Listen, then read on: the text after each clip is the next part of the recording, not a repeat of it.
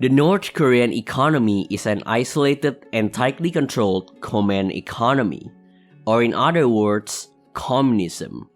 We all knew this already, but the reality is actually quite different. Nearly all of the North Korean population, from farmers and regular workers to high-ranking government officials, rely on capitalism in order to live. You might have known this already, or you might not. But what fascinates me about North Korea is the lack of comprehensive reporting on how North Korea, and I mean the people, not the government, actually makes money. Because not only it is fun to examine the most secretive economy on earth, but also to shed some light on how 25 million people are able to survive in such conditions. So yeah, let's just begin right away. There's a reason why you will rarely hear North Korean defector stories from the 1960s or the 70s. Because life was good. Back then, North Korea was a virtually cashless society. Everyone worked for the state and provided for by the state. The system works a little bit like this. The government controls all sources of production like land, labor, farms, factories, etc. It tells everyone where, when, and how to work. In return, the government guarantees free education, home ownership for all, and a stable supply of food, distributed by the Public Distribution System or PDS. Although the twist is that your opportunities, social status, and even the amount of food you'll get are determined by a system named Songbun, ranked based on your perceived loyalty to the regime. You know, standard communism stuff. North Korea also had the Soviet Union and China as allies, who gave them considerable economic aid, including raw materials, industrial know-how, and most importantly, food. So yeah, during the 1960s to the 80s, North Korea enjoyed a period of stability. Not prosperity, mind you, but stability. But all of that stability came crashing down in the 90s. The collapse of the Soviet Union, agricultural mismanagement, and a series of floods and droughts led the country to a period of mass starvation. And 40 years of centrally planned economy means that the government was too inflexible to solve an issue as big as this one. So with no other choice, the government saved whom they could and left the rest to fend for themselves. The estimated amount of deaths varies widely. Around 240,000 people to 3.5 million people died out of starvation. The famine remains as the most devastating tragedy in the history of the nation. And in a way, the country never recovered from it in terms of politics, economics, and the people's loyalty to the state. This is why it is no coincidence that there were suddenly lots of refugees trying to escape because the living conditions there were simply too harsh. During the famine, around 250,000 people crossed the northern border to China in search for a better life. However, for those who decide to stay, the only way to survive is by participating in the black market. And so, everyone started scrambling and making what they could and then either selling or bartering it in order to survive. Thus came a new wave of North Korean entrepreneurs who thrive from private market activity. Now, you might think that as a socialist country, North Korea will try to crack down every single one of these black markets in order to have complete control of its citizens. Well, not quite. Instead of cracking them down, the North Korean government tried to regulate them. After all, why waste everyone's time and resources arresting everybody when you can simply legalize them and earn tax revenue instead? But again, this isn't entirely correct either. Because if that's true, it would be no longer the North Korea we knew today. The government did legalize private market activity, but they also tried to reduce them if it grows too fast. And if it grows too slow, the government will encourage the people to start buying and selling more things. It allows growth, but just a little bit. This policy of reducing market activity when it grows too fast And encouraging it when it grows too slow sounds familiar, right? In most parts of the world, we use monetary and fiscal policy to control economic growth because too much growth can lead to high inflation. However, in North Korea, it decreases private market growth because it fears that too much growth can reduce the people's loyalty to the regime. And it does so not by monetary or fiscal policy, but by cracking down on business activities, thus making it common for business owners to bribe the police. The North Korean market can be divided into three categories. The first one is the legal white market. Here, you can own a business legally as long as you open shop at the designated place, don't sell illegal stuff, and pay taxes to the government. Things that are legal to sell in North Korea include basic necessities like food, medicine, clothes, cosmetics, and even an iPad. Not to be confused with Apple's iPad though.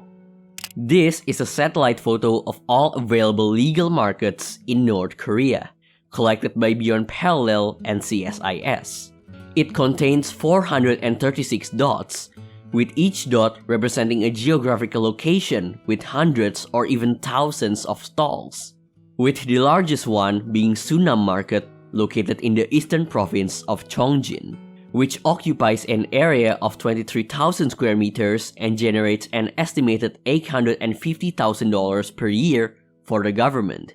And the study found that all legal markets brought a tax revenue totaling $56.8 million per year. Keep in mind that this data was collected in 2018, so things might have changed.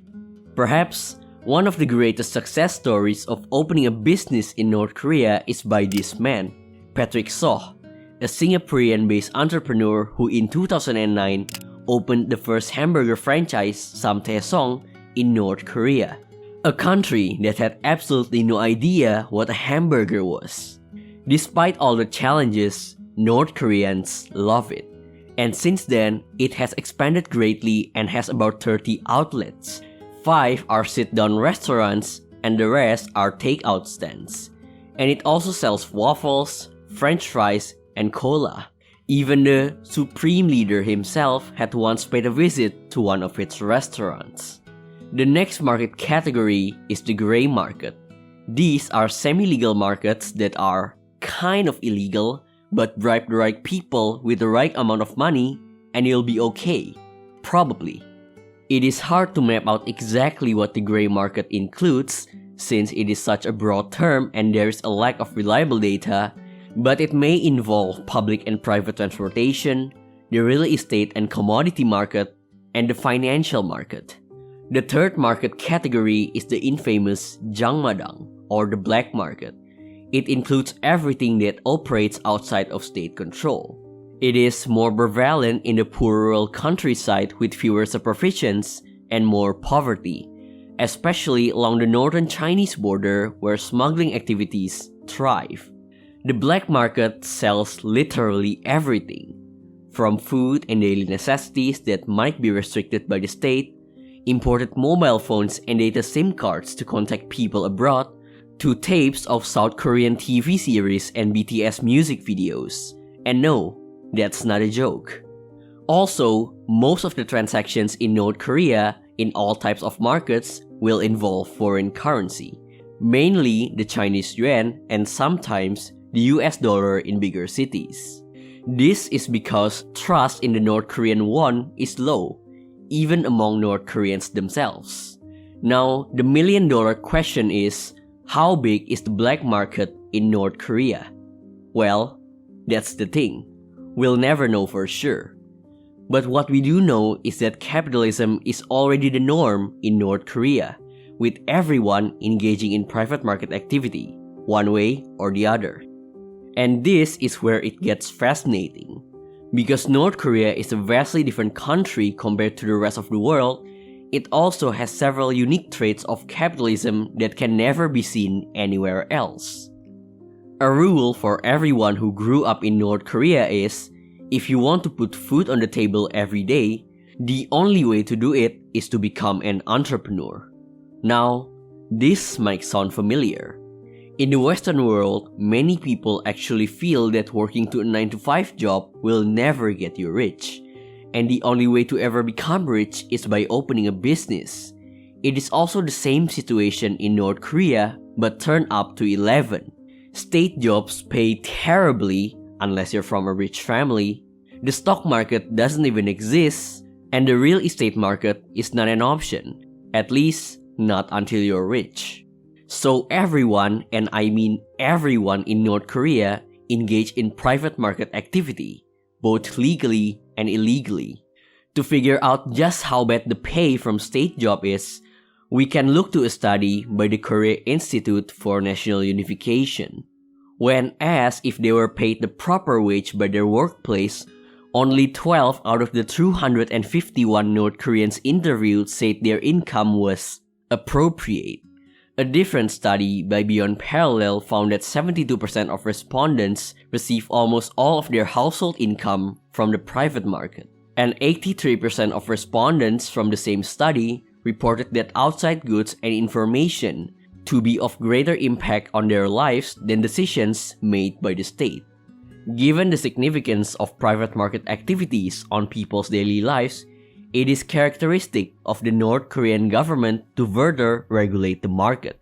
In 2009, it conducted a surprise currency redenomination by removing 2 zeros off the North Korean won, leaving the people panicking as they ended up with a bunch of worthless papers, and effectively wiping out a majority of private wealth. One interviewed respondent said that he felt resentment because the Ministry of Security took out the money he had saved to do business with. And also, the currency reform ultimately failed. The North Korean economy's biggest problem, in my opinion, is its endemic corruption. Bribes are the norm in North Korea, as it is very effective. Because of regular crackdowns on the informal economy, everyone had to pay bribes in order to survive. Sometimes, the difference in whether you can pay bribes or not is a matter of life and death in North Korea.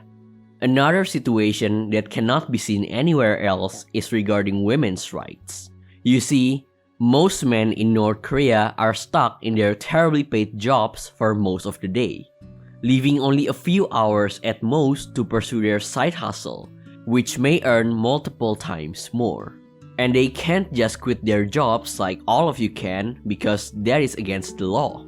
Meanwhile, women who have kids can register as stay-at-home mothers, therefore freeing their time to open up a business. This is why in North Korea, women usually earn far more than their husbands. Now, you might already forget about it, but doesn't North Korea have a public distribution system where they provide food regularly for all citizens? Well, yes, but the amount of food given is lacking. For example, when 36 North Korean respondents asked the question, "Does the public distribution system provide you with what you want for a good life?" not a single one of them said yes. Because of this, North Koreans have to buy most of their foods from the markets, either legally or illegally. Now that we've already understood about how North Korean capitalism works, let's talk about how North Korea handles the one issue that the entire world is facing right now, the pandemic. Not surprisingly, North Korea handled everything differently than the rest of the world. Because of its weak healthcare system, it cannot afford to have even a minor outbreak. The government knows all too well about the effects COVID will have if it ever spreads. So, in January 2020, the country locked its borders, arguably one of the tightest lockdowns in the world, with orders to shoot anyone attempting to cross the border. This strict measure is very effective, as North Korea has reported 0 cases of COVID-19 so far, if you believe the government. But it comes with a huge cost. Trade with China, which accounted for more than 90% of North Korea's total trade volume, declined by more than 80%. The country is starving and in desperate need of food. Reports say that food prices have spiked drastically in North Korea, with a kilogram of bananas costing around $45. That's a month worth of salary for most people there. Even Kim himself admits that the country is facing tense food shortages in a rare public admission, and orders the state to focus all its effort on farming. And when the people experience hardship, they will once again look to the black market for a solution. But with a strict border lockdown at this scale, it is doubtful that even the black market can provide enough food for everyone in need.